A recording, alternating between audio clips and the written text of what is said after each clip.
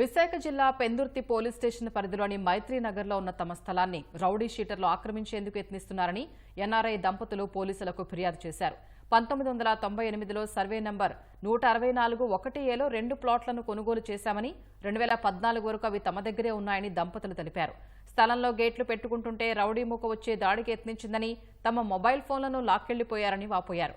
ఈ విషయంపై ఫిర్యాదు చేయగా రౌడీ షీటర్లపై నిఘా పెంచి కేసులు నమోదు చేస్తామని నగర పోలీస్ కమిషనర్ హామీ ఇచ్చారని తెలిపారు.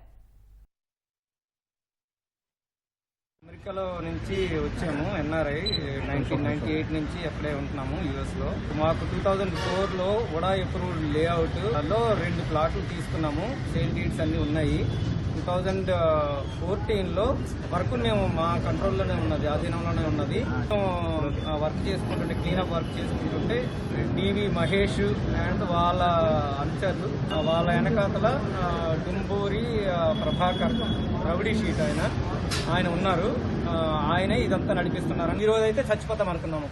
మొత్తం 20 మంది అందరూ వచ్చేసి మొత్తం దౌర్జన్యంగా ఇంకా మా ఫోన్లన్నీ లాక్కొని వీడియోలు తీయనివ్వకుండా కొట్టారండి. బాగా దారుణంగా కొట్టారు. నాకు సిటీ గారికి ఇమీడియట్ గా కాల్ చేశాను. ఆయన థ్రెటనింగ్ దీంట్లో చేస్తున్నారు కాబట్టి మేము వెంటనే మీ ఇది కావాలి, ఇన్వాల్వ్మెంట్ ఉండాలని అంటే వీడియోలు పంపించాను. చూశారు, దౌర్జన్యం చూశారు. ఆయన చూసేసి ఇమ్మీడియట్ గా మనకు రమ్మన్నారు. ఇక్కడికి వచ్చి కలవండి అని అన్నారు. వెళ్ళి ఎప్పుడే అపాయింట్మెంట్ తీసుకుని మాట్లాడాము.